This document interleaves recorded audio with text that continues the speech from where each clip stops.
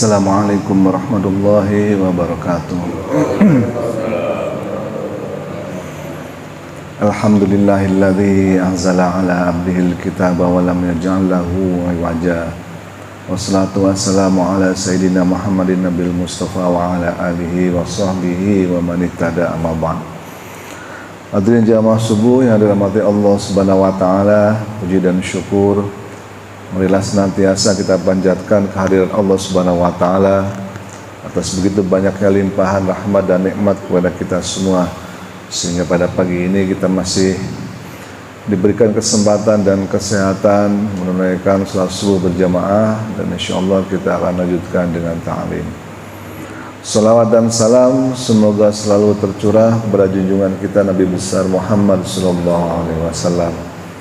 Mudah-mudahan kita senantiasa istiqomah melaksanakan sunnah-sunnahnya, dan semoga di akhirat kelak kita mendapatkan syafaatnya. Amin ya rabbal alamin. Hadirin jamaah subuh yang dirahmati Allah Subhanahu wa taala, masih dalam suasana Idul Adha. Kita sudah memasuki hari terakhir ya, tasyrik. Hari Kamis ini terakhir tasyrik. Mestinya sebagian besar jamaah haji sudah pulang kali ya ke Mekah ya, dari melempar jumroh. Kalau yang ambil nafar awal udah pulang harusnya, mungkin yang nafar sani juga udah pulang kali. Nah, harusnya kemarin selesai ya. Baik, jamaah subuh yang dirahmati Allah Subhanahu wa taala, karena masih dalam suasana Idul Adha, kita akan mencoba belajar kembali seputar kisah Nabi Ibrahim alaihissalam dan keluarganya. Khususnya kita fokuskan kepada doa-doa beliau yang memang diabadikan di dalam Al-Quran. Ada dua peristiwa yang mendasari terbentuknya atau terbangunnya Ka'bah kembali. Setelah Ka'bah itu rata dengan tanah, hancur karena banjir besar di zaman Nabi Nuh. Kemudian Allah Subhanahu wa taala membuat rencana mana supaya Ka'bah ini bisa dibangun kembali, berdiri seperti semula. Rencana Allah ini terbagi atas dua tahap. Tentu yang pertama adalah membuat tempat yang berada di lingkungan Ka'bah menjadi layak huni dulu. Yang tadinya sepi, tandus, nggak ada apapun di situ, dibuat layak huni. Setelah dibuat layak huni, banyak orang di situ, nah barulah Ka'bah ini bisa dibangun kembali. Dia ada dua tahap seperti itu. Sebagaimana kita ketahui, tahap pertama Allah Subhanahu wa taala perintahkan Nabi Ibrahim alaihissalam untuk membawa istri dan anaknya supaya ditinggalkan di situ, yaitu Siti Hajar dan juga putranya yang masih bayi Ismail alaihissalam. Dengan adanya mereka di situ, maka kita semua tahu peristiwanya, terbentuklah yang namanya sumur Zam-Zam. Nah, karena ada sumur Zam-Zam itulah, maka lambat laun tempat yang tadinya sepi tersebut menjadi ramai. Karena kalau di padang pasir itu begitu ada sumber air, pasti dia akan jadi pemukiman. Begitu orang lewat ngelihat banyak burung berputar-putar, mereka udah tahu, wah berarti ada sumber air. Kalau ada sumber air, mereka langsung mampir di situ. Lama-kelamaan ada yang bermukim di situ akhirnya. Dan jadilah tempat yang gersang tersebut menjadi tempat pemukiman yang ramai di waktu itu, bahkan ya sampai sekarang. Nah, setelah Nabi Ibrahim alaihissalam meninggalkan istri dan anaknya di situ, beliau berdoa. Apa doanya? Ada yang hafal? Hah? Ya, doanya diabadikan di Al-Quran surah Ibrahim ayat ke-37.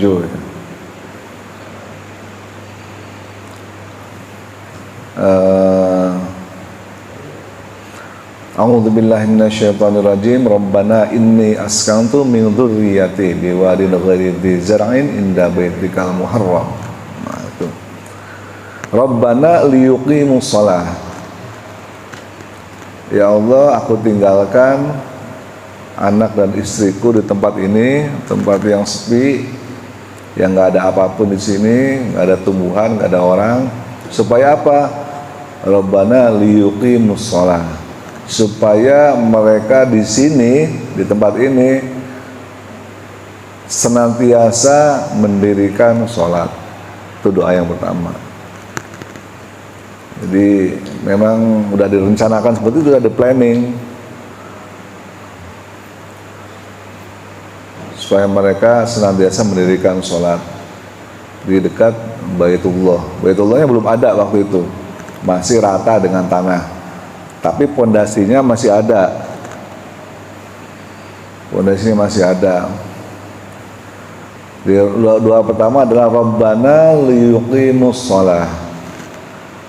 Ya Allah, aku tinggalkan mereka di sini. Yang pertama adalah supaya mereka senantiasa menegakkan sholat. Ini menunjukkan bahwa ibadah sholat itu sudah ada sejak zaman Nabi Ibrahim. Cuman mungkin sholatnya ya berbeda dengan sholat yang kita lakukan. Ibadah sholat sudah ada sejak zaman Nabi Ibrahim alaihissalam. Sebagaimana kita ketahui juga, itu sebabnya ya Nabi Ibrahim alaihissalam itu nabi yang namanya paling banyak selalu disebutlah di dalam sholat kita, terutama tahiyat terakhir. Kama sholaita ala Ibrahim. Apalagi Allahumma sholli ala Muhammad wa ala ali kama sholaita ala Ibrahim wa ala ali Ibrahim. Kemudian wa barik ala Muhammad wa ala ali Muhammad kama barakta ala Ibrahim wa ala ali Ibrahim. Berapa kali disebut nama Nabi Ibrahim? 4. Allahumma sholli ala Muhammad wa ala ali Muhammad kama sholaita ala Ibrahim wa ala ali Ibrahim. 2 kali kan. Kama barakta ala Ibrahim wa ala ali Ibrahim. 4 kali di dalam rakaat terakhir. Sehari sholat berapa kali? 5 kali ya, 5 waktu. Rakaatnya 5 waktu, sehingga paling tidak nama Nabi Ibrahim itu disebut dalam sehari semalam berapa kali? 20 kali. Kalau ada 1 miliar aja umat Islam yang sholat seluruh dunia nih, sehari semalam berapa kali tuh nama Nabi Ibrahim disebut di seluruh dunia? Berarti 20 miliar kali. Coba namanya siapa coba yang disebut-sebut di seluruh dunia nih sehari 20 miliar kali? Gak ada itu kecuali Nabi Ibrahim yang bisa mengalahkan. Banyaknya nama yang disebut adalah cuma Nabi kita aja, Nabi Muhammad Sallallahu Alaihi Wasallam. Tentu lebih banyak lagi, karena nama Nabi Muhammad disebut bahkan di dalam rakaat yang kedua. Kalau Nabi Ibrahim kan cuma rakaat terakhir aja. Jadi tetap Nabi Muhammad menang paling banyak ya. Gak ada tuh presiden apapun, sehebat apapun, ilmuwan sehebat apapun, tiap hari miliaran kali disebut namanya, diingat terus, kecuali Nabi Muhammad dan Nabiullah Ibrahim alaihissalam. Begitu pentingnya Nabi Ibrahim alaihissalam senantiasa disebut oleh umat Islam, karena memang posisinya di dalam agama Islam sangat penting.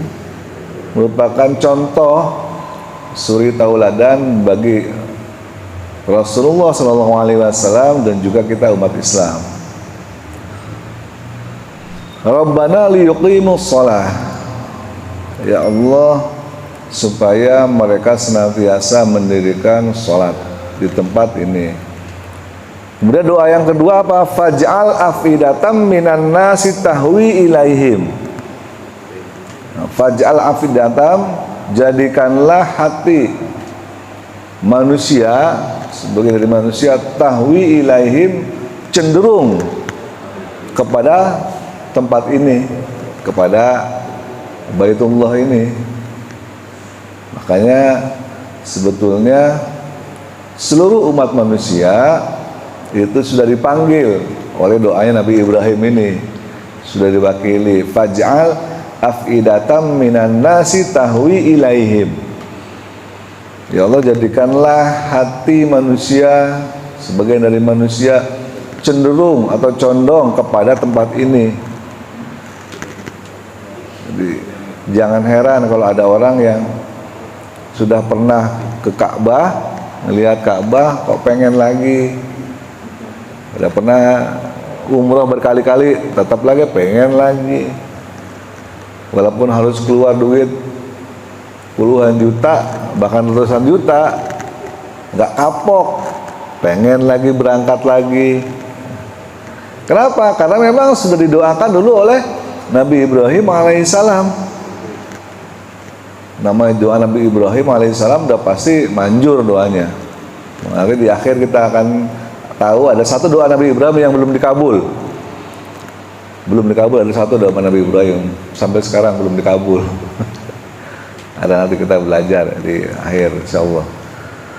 Faj'al afidatam minan nasi tahwi ilaihim. Jadi semua orang pada dasarnya sudah dipanggil oleh Nabi Ibrahim alaihissalam supaya datang ke sini, ke tempat itu, ke Baitullah, berkat doanya ini. Karena kalau ada orang bilang, wah saya belum dipanggil, itu aneh ucapannya, karena semua orang sudah dipanggil. Bedanya tinggal ada orang yang mau sungguh-sungguh niat berusaha atau enggak. Karena kalau orang sungguh-sungguh niat udah berusaha, ya pastilah Allah akan mudahkan jalan untuk menunaikannya. Itu doa yang kedua ya. Faj'al afidatan minan nasi tahwi ilaihim warzuqhum minats tsamarati la'allahum yashkurun. Doa yang ketiga. Warzuqhum, dan berikanlah mereka rezeki minats tsamarati, dari buah-buahan, la'allahum yashkurun, supaya mereka semua bersyukur. Kalau kita amati doa yang ketiga ini, sudah terkabul belum? Hah? Warzuqhum minats tsamarati, berikanlah mereka rezeki dari buah-buahan.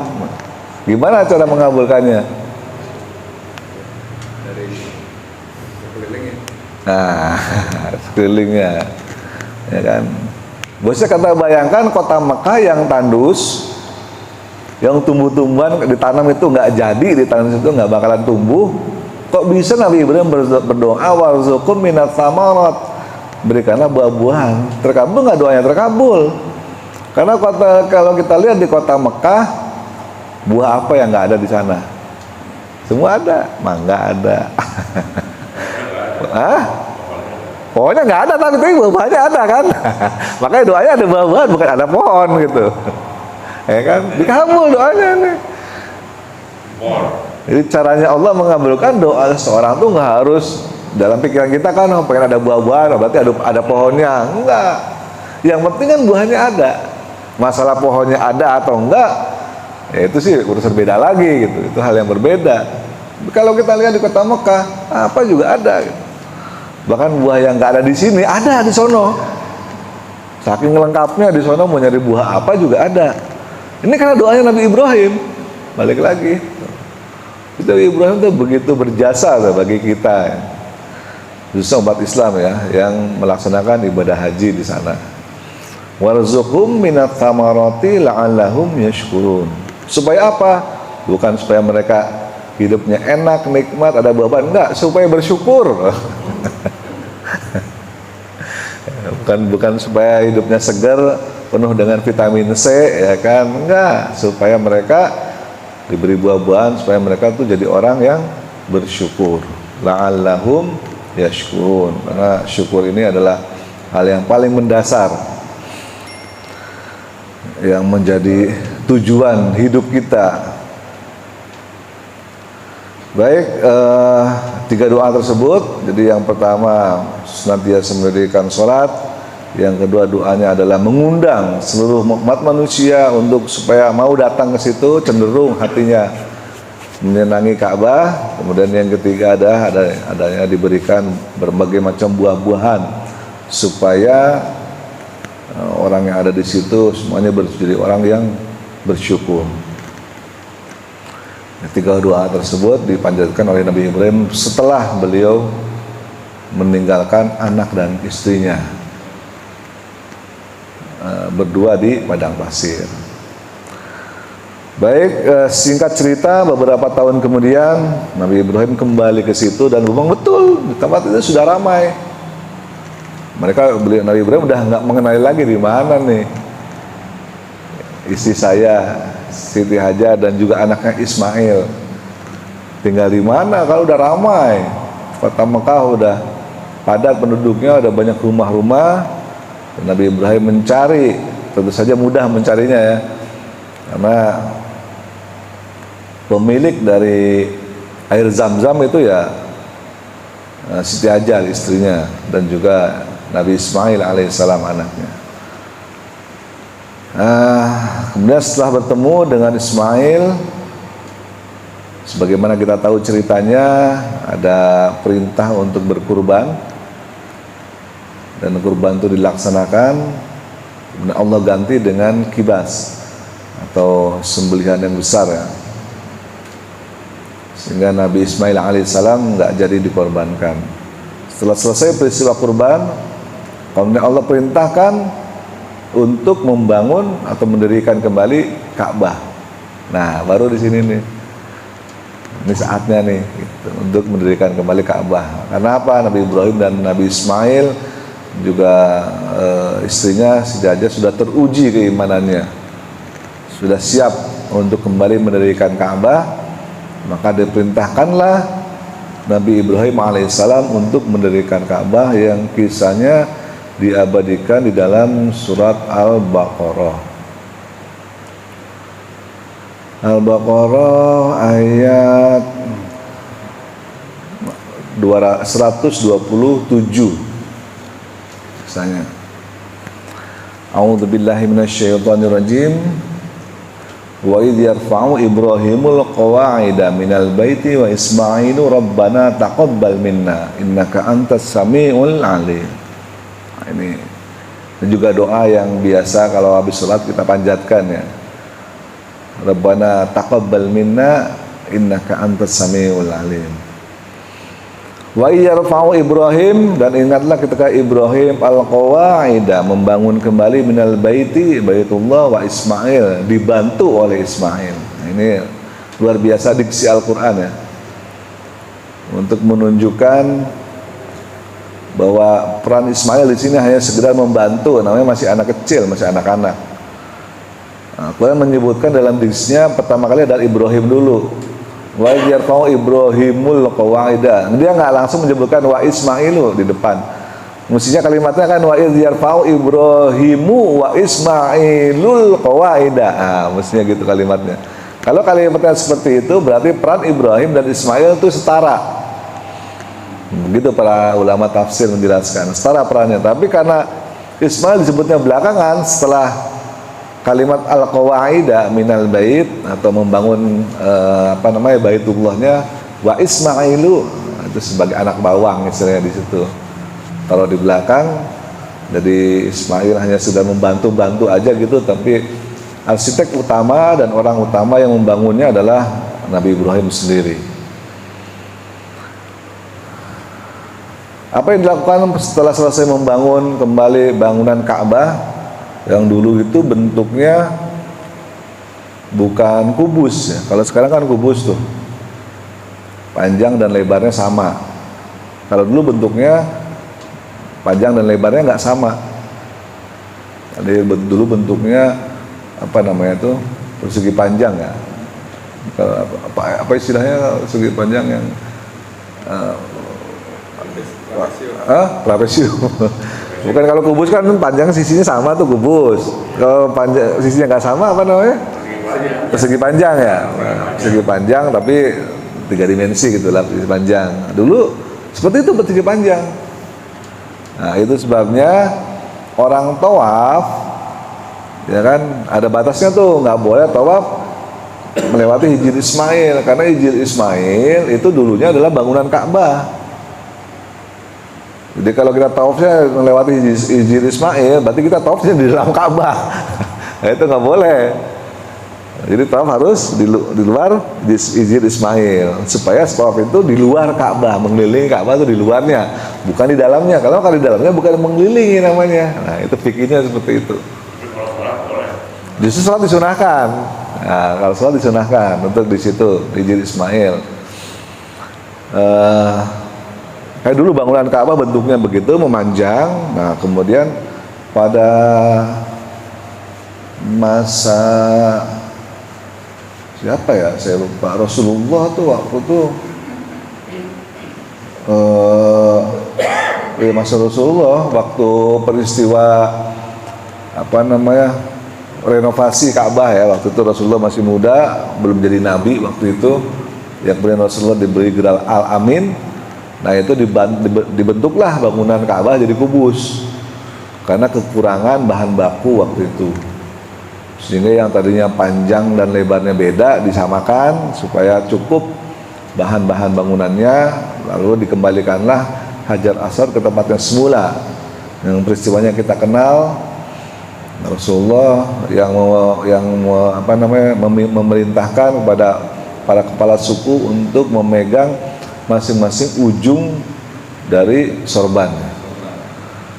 Kemudian diangkat rame-rame setiap kepala suku menuju ke Ka'bah, dan Rasulullah sendiri yang meletakkan Hajar Aswad kembali ke tempat semula di Ka'bah. Nah, waktu itu Ka'bah berubah bentuknya menjadi sebuah kubus, bukan lagi memanjang. Tapi ditandai Hijr Ismail, ada ditandai di situ bahwa ini dulu adalah asalnya termasuk dari bangunan Ka'bah. Baik, apa doanya dipanjatkan oleh Ibrahim dan Ismail setelah selesai membangun atau merenovasi kembali Ka'bah? Rabbana taqabbal minna innaka antas samiul alim. Ya Allah, terimalah amalan kami sudah selesai membangun ini, semoga menjadi pahala bagi kami. Sesungguhnya Engkau Maha mendengar dan Maha mengetahui. Apakah berhenti sampai di situ doanya? Tidak. Lanjut di ayat 128-nya, Rabbana waj'alna muslimaini lak. Ya Allah, jadikanlah kami berdua adalah orang muslim. Jadi kata muslim udah ada dari dulu. Nabi Ibrahim kata muslim. Muslim itu bukan orang Islam doang.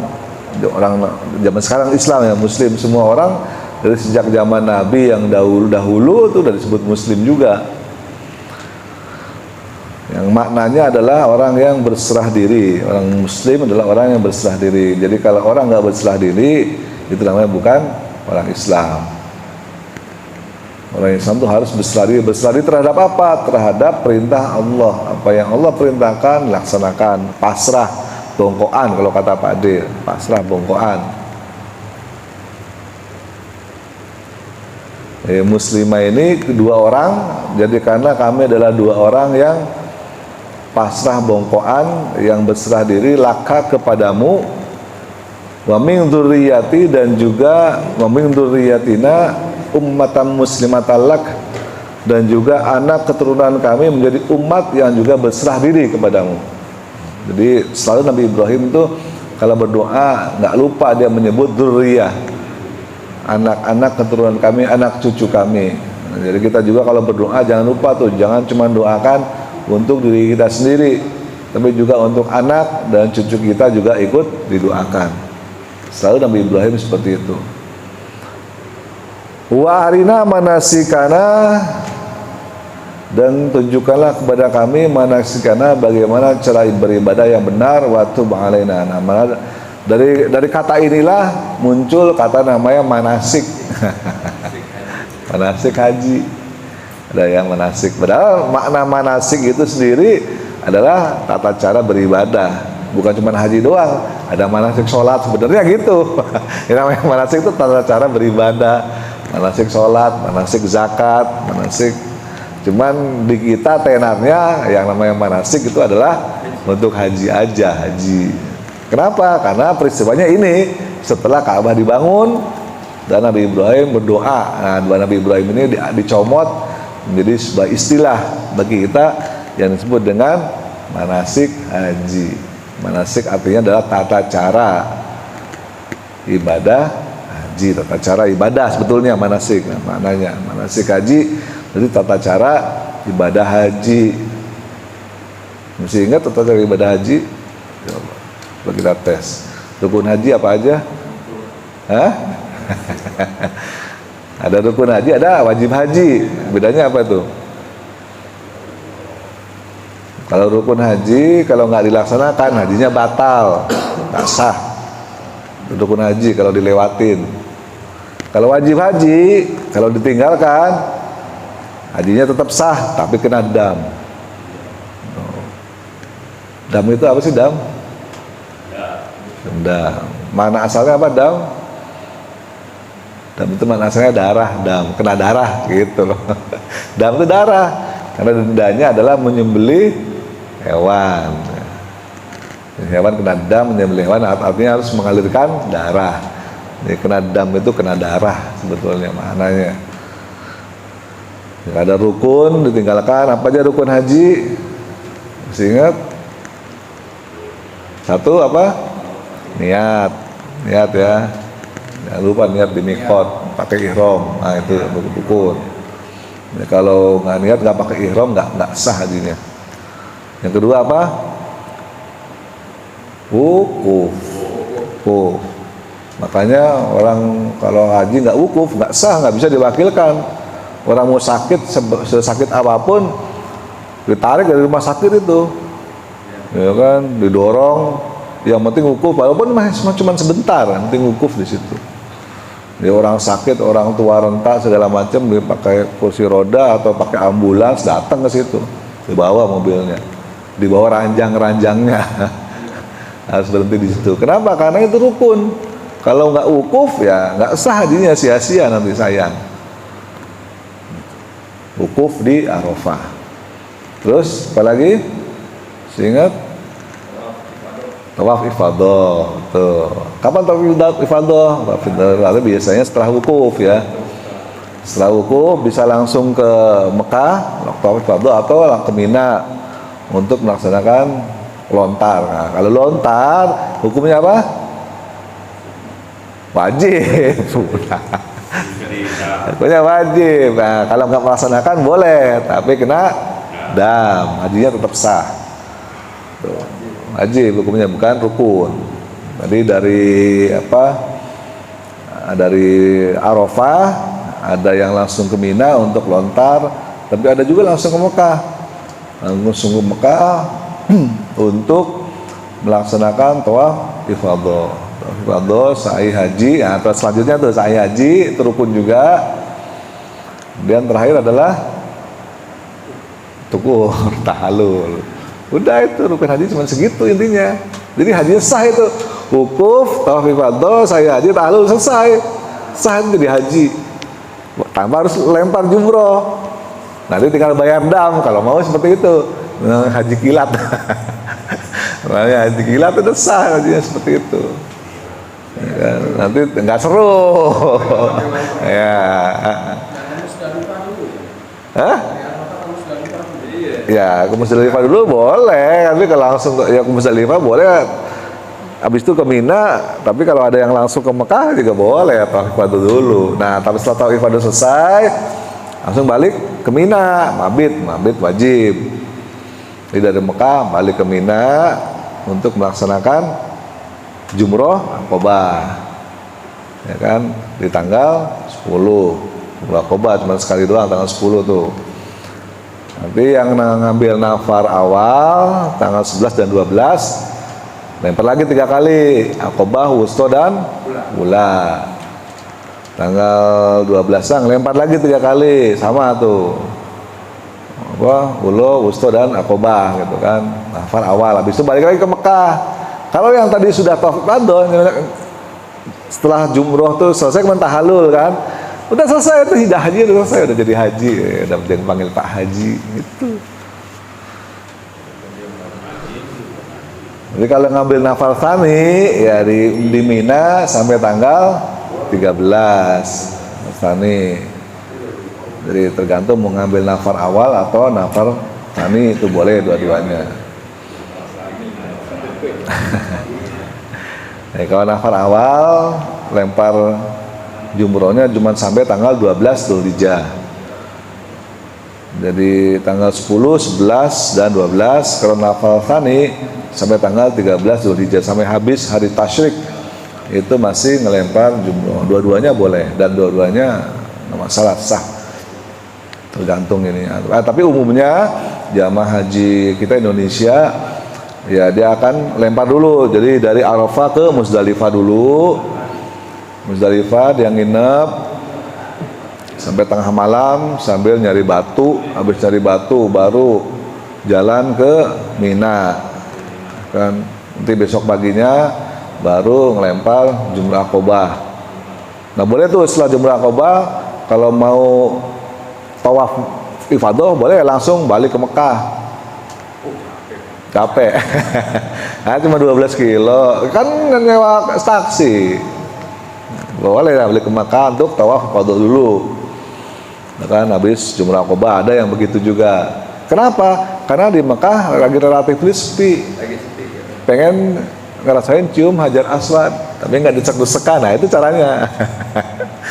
Namanya istilahnya saro. Ada istilahnya itu saro. Kalau yang tahu boleh setelah tanggal 10 melakukan jumroh Aqobah, cari aja taksi atau komprengan gitu kan. Balik tuh ke Mekah, tawaf ifadah di situ enak tuh, sepi, cium Hajar Aswad bisa, ya kan ada harga anorgo. Kalau mau cium Hajar Aswad nggak terlalu desek-desekan gitu kan, bisa di situ. Bisa sholat di Hijri Ismail tenang, nggak gerasa gurusu ya kan, nggak ditungguin orang. Nah, enak gitu caranya, bisa balik situ. Tapi habis sholat ifadah, sa'i haji, tahalul, balik lagi ke Mina ya, menginap lagi di situ buat tanggal 11-nya besok lempar jumroh lagi, Ula, Wusto sama Aqobah sampai tanggal 12 kalau yang nafar awal, sampai tanggal 13 kalau yang nafar tsani. Itu namanya manasik haji, manasik kana. Nah, doanya Nabi Ibrahim itu dicomot. Wa tub alaina, dan ampunilah dan terimalah taubat kami, innaka antat tawwabur rahim, sungguhnya engkau maha penerima taubat. Oke, kemudian di ayat 129-nya doa lagi, Rabbana wab'ats fihim rasulam minhum, ya Allah utuslah di kota ini, di tempat ini rasulam, seorang rasul, minhum, dari kalangan mereka sendiri, yaslu alaihim, yang akan membacakan ayat-ayatmu, wa yu'allimuhumul kitab, dan mengajarkan kitabmu, wal hikmah, dan juga hikmah, wa yuzakkihim, dan mensucikan diri mereka, innaka antal azizul hakim, sungguhnya engkau maha perkasa lagi maha bijaksana. Nah, berkat Nabi Ibrahim juga doa ini, maka Rasulullah SAW diutusnya di kota Mekah. Doanya Nabi Ibrahim semua itu, makanya kita harus berterima kasih kepada Nabi Ibrahim, sebabnya disebut-sebut terus namanya. Kalau bukan karena doa Nabi Ibrahim, mungkin umat Islam ini adalah keturunan Yahudi. Sama nama Nabi yang lain. Nabi lain Yahudi semua. Dari mulai Nabi Yakub, ya kan, Nabi Yusuf, semua, Musa, Harun, semua tuh, Sulaiman, Daud, sampai Nabi Isa itu keturunan Bani Israel semua. Bani Israel, kecuali Nabi Muhammad bukan Bani Israel. Karena doanya Nabi Ibrahim ini diturunkan di kota Mekah. Ini doanya dikabulkan oleh Allah Subhanahu wa Ta'ala. Jadi dari entah berantah kok tiba-tiba ada nabi kan gitu. Yang biasa nabi itu beratus-ratus tahun, yang namanya nabi pasti keturunan Bani Israel. Pasti keturunan Nabi Musa, kalau enggak Nabi Harun, atau keturunan Nabi Daud, Nabi Sulaiman, dan seterusnya, pasti dari situ. Kok ya tiba-tiba gitu, dari entah berantah muncul seorang Nabi dari tengah padang pasir, yang nggak dikenal, yang apa sih gitu, siapa sih itu Muhammad gitu. Makanya Bani Israel nggak mau terima, dia nggak terima. Tapi kalau mereka baca di kitab sucinya mereka, pasti ada doa ini. Mereka tahu. Karena ada Ibrahim, dan mereka menyembunyikan. Makanya dijelaskan di dalam Al-Quran, ya'rifunahu kama ya'rifuna abnahum. Mereka tahu kok Nabi Muhammad akan datang dari situ, dan mereka tahu ciri-cirinya sebagaimana mereka mengenal anak mereka sendiri, anak kandung mereka sendiri. Sekenal itu mereka dengan Rasulullah sebetulnya, tahu persis. Tapi mereka tetap nggak mau mengakui. Kenapa? Karena dengki. Mereka maunya keturunan gue mestinya, tapi kok tiba-tiba keturunan siapa itu nggak jelas gitu menurut mereka. Nah, makanya berkat doa Nabi Ibrahim Rasulullah SAW diutus oleh Allah Subhanahu Wa Taala. Nah, ada doa lagi di dalam ayat yang lain dalam surat Ibrahim terakhir, yaitu doanya Rabbij'alni muqimas sholati wa min dzurriyyati rabbana wa taqabbal doa. Kemudian Rabbighfirli wali walidayya walil mu'minina yauma yaqumul hisab. Rabbighfirli wali walidayya, ya Allah ampunilah aku dan kedua orang tuaku, walil mu'minin dan orang-orang mukmin di hari hisab nanti. Tuh, nah ini belum dikabul nih doanya. Bapak ibunya udah, Bapak ibunya, tapi doanya untuk orang mukmin yang belum. Makanya orang kita tuh harus terima kasih lagi, balik lagi kepada Nabi Ibrahim. Tenang aja, nanti doa Nabi Ibrahim itu dikabul. Kapan? Pada waktu hari hisab, nanti dihisab, diampuni semua oleh Allah. Harus yakin itu. Ini doa Nabi Ibrahim ada dalam Al-Quran. Rabbighfirli wali walidayya walil mu'minina, dan bagi orang mukmin semua. Yauma yaqumul hisab, pada hari hisab nanti.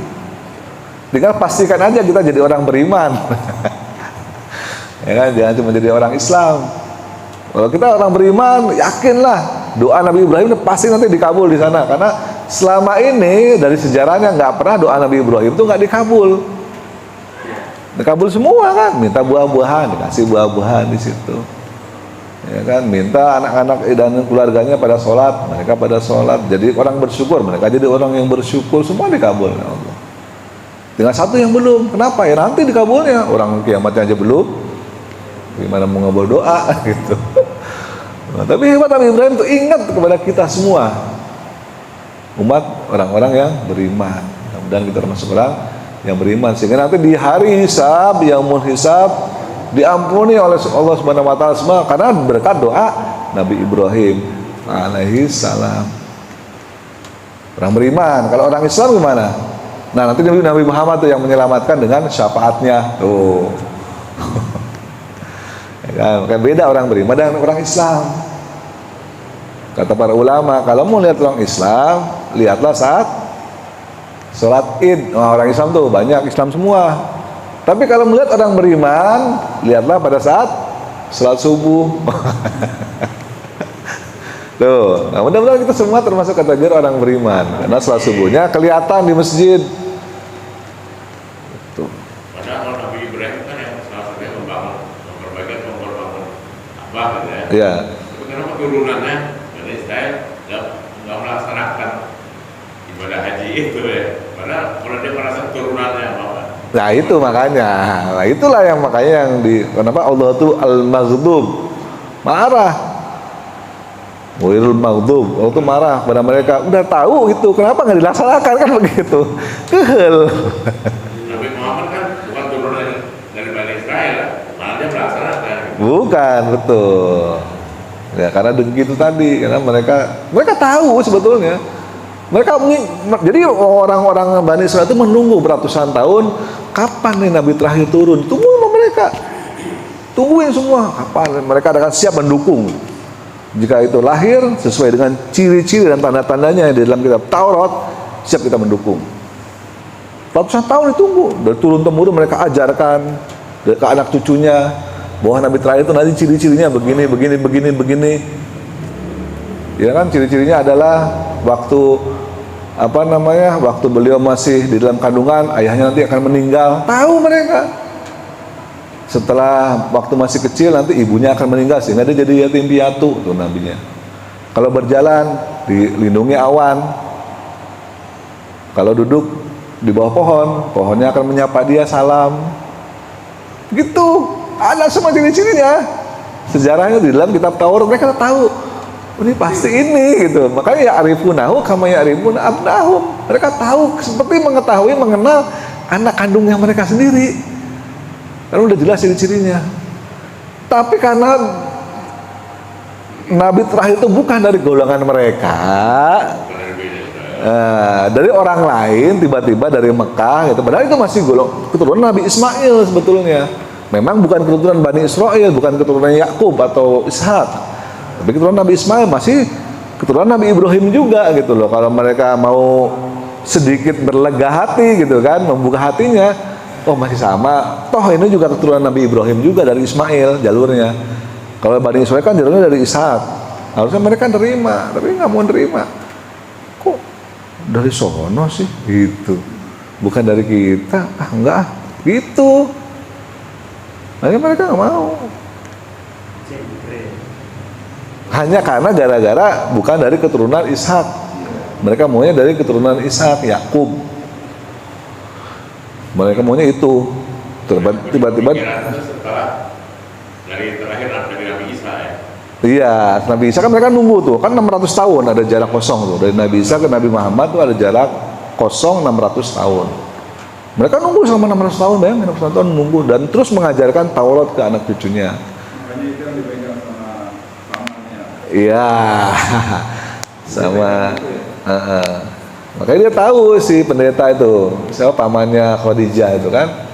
Waktu Rasulullah pertama kali menerima wahyu kan, hadza namus katanya. Itu adalah namus. Namus itu maksudnya malaikat Jibril. Dia sebutnya namus. Yang dulu pernah datang ke Nabi Musa, dulu pernah datang ke Nabi Isa. Terus si pendeta siapa namanya? Buhairo, siapa?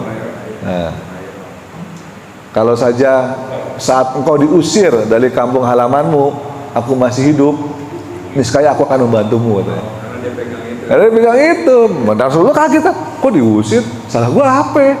Gitu dia kaget, kenapa diusir saya? Masalah saya apa? Kenapa saya diusir dari kampung halaman saya? Gitu. Lah semua nabi sebelum ente tuh diusir semua kayak gitu. Jadi siap-siap katanya. Nanti kita bakal diusir. Bener kejadian kan, diusir dari Mekah, pindah ke Madinah hijrah. Tuh.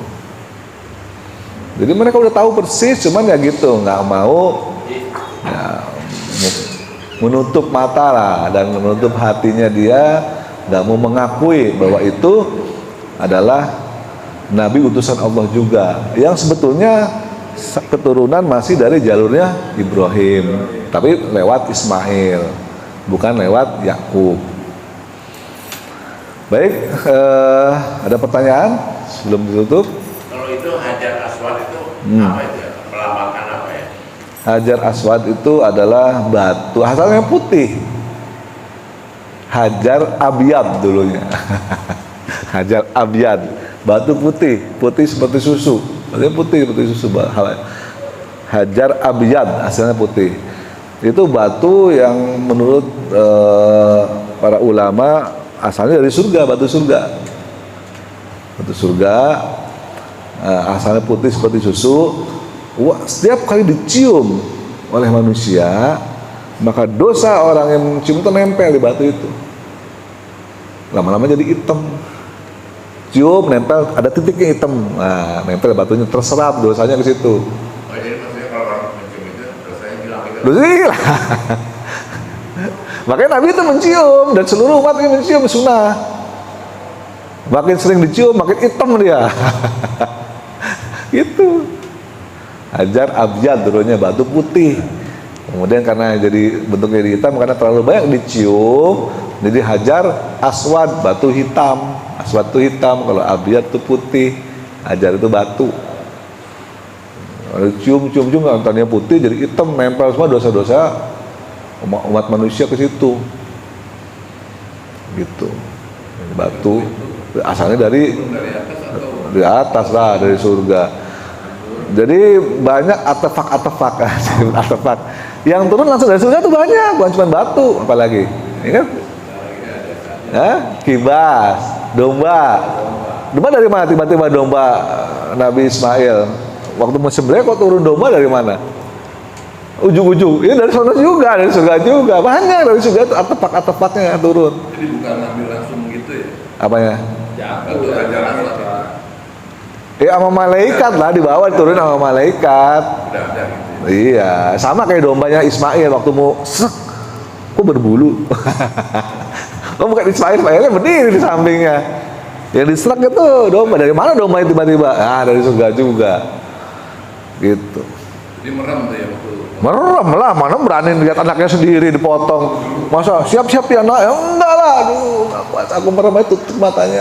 Udah ya gini, gak lihat, gak tega. Tapi harus melaksanakan perintah Allah kan gitu, gak tega. Begitu dia, loh kok berbulu? Begitu dibuka, lah Ismailnya ada di sampingnya. Ini ya, domba kibas.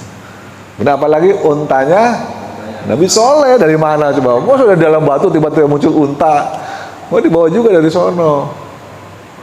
Apalagi batu apa? Ini bawa burung ababil. Itu juga dari sono, dari mana? Coba burung bawa batu membara gitu dari mana? Ya kan? Banyak artefak itu dari burungnya sendiri nggak tahu dari mana.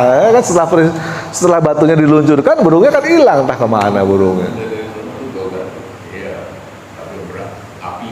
Ya gitu. Nah kayak Maryam artefak juga. Setiap kali Nabi siapa namanya? Nabi Yahya masuk, Nabi Zakaria ya masuk ke kamarnya Maryam, ke mihrabnya. Waalaikumsalam. Kok ada buah-buahan di sini dari mana gitu? Aneh. Di luar musim gitu loh. Kok ada mangga misalnya? Kan nggak lagi musim mangga, lu beli di mana? Gitu. Ada yang nganterin. Gimana coba dari mana tuh? Banyak hal-hal seperti itu. Ya. Dalam itu Yahudi dengan Nasrani itu dia mengenal Ismail nggak? Ya kenal lah. Dengan Ibrahim kan mereka yakin bahwa dia. Itu tadi pertanyaannya Pak. Iya. Maksudnya Ismail itu di dalam kitab itu dituturkan nggak namanya? Ada dikukuhkan semua. Ya Ismail. Ibrahim Abraham. Ismail, makanya nama Ismail. Hanya versi mereka yang dikurbankan itu Ishak, bukan Ismail. Ya itu bedanya. Yang Yang dikurbankan ya versinya Bible yang disembelih itu Ishak versi Bible, versi mereka. bukan Ismail. Gitu. Bedanya di situ. Mereka nggak merasa bahwa itu diganti jadi domba itu Ada. Mereka ada pada saat disembelihkan Nabi Ishak di belakangnya ada domba itu sama. Sama. Ada namanya dibuat Cuma diketukar namanya. Kalau di dalam Islam yang dikorbankan adalah Ismail, tapi kalau di dalam Bible yang dikorbankan adalah Ishak. Itu. Dikorbankan. Ishak itu bukan anak langsung Ibrahim kan? Anaknya langsung Ibrahim itu punya anak dua. Gitu. Istrinya juga dua. Nabi Ibrahim, istri pertama namanya adalah Siti Sarah. Siti Sarah sampai dengan usia lanjut nggak punya anak juga. Karena nggak punya anak, Nabi Ibrahim menikah lagi dengan Siti Hajar. Siti Hajar menikah, punya anak, berhasil nih sama Hajar, namanya Ismail. Nah, setelah Ismail sama Hajar ditinggal di Mekah tadi, kan dia balik lagi ke Mesir. Balik lagi ke istri pertamanya, Siti Sarah. Nggak tahu dia punya anak lagi, namanya Ishak. Jadi Ishak itu adiknya Ismail. Kenapa dinamai Ishak? Ishak itu artinya ketawa, lucu, ketawa. Kenapa? karena udah tua kok punya anak gitu kan. Padahal selama ini kok punya anak, makanya kenapa Ishak lu ketawa artinya. Oh di Kristen tuh Ishak ya. Ishak juga nama sama namanya. Yang bangun Baitullah itu kan Ibrahim, Adam. Ya itu betul juga, betul. Itu sama sama kita. Pertama kali ada ya. Ya, semua itu sebenarnya intinya sama, hanya belakang itu dibelok. Nah belakangnya aja yang beda, pecah. Karena dia nggak percaya bahwa nabi terakhir itu harus keturunan dia gitu. Iya, harusnya dari Bani Israel, baru mereka mau gitu, dari Bani Israel. Karena selama ini, selama ratusan tahun dari Bani Israel terus nabi itu dari Bani Israel terus, nabi demi nabi itu. Tiba-tiba kok bukan dari Bani Israel gitu. Itu betul nggak dong? Israel dengan Palestina itu karena antara Ishak dengan Ismail. Keturunan. Turunannya ya. Dari Ishak, Nabi Ibrahim punya anak Ishak, ya kan? Ishak punya anak Yakub Nabi juga itu, cucu Nabi Ibrahim. Yakub punya anak Yusuf, Nabi juga Yusuf. Terus ada Syuaib, nanti ada Daud, Sulaiman, dan seterusnya, Musa, terus bawah sampai Nabi Isa. Itu keturunan semua tuh, anak cucu. Oh ini anak cucunya siapa nih? Nah, gitu. Ada silsilahnya lengkap tuh ke Bani Israel, semua ke Nabi Ibrahim. Tapi lewat jalur Nabi Ishak. Kalau ada Islam gitu. Dan Nabi Ishak terus sampai ke Nabi Ibrahim. Nah, tiba-tiba ini Nabi Muhammad bukan dari sini, bukan. Tapi dia cabang dari sini, Nabi Ismail. Langsung bawa, nggak ada nabi itu dari Nabi Ismail, nggak kosong tuh, nggak ada nabi nggak ada. Tiba-tiba Nabi Muhammad tuh di sini. Setelah 5.000 tahun. Tuh.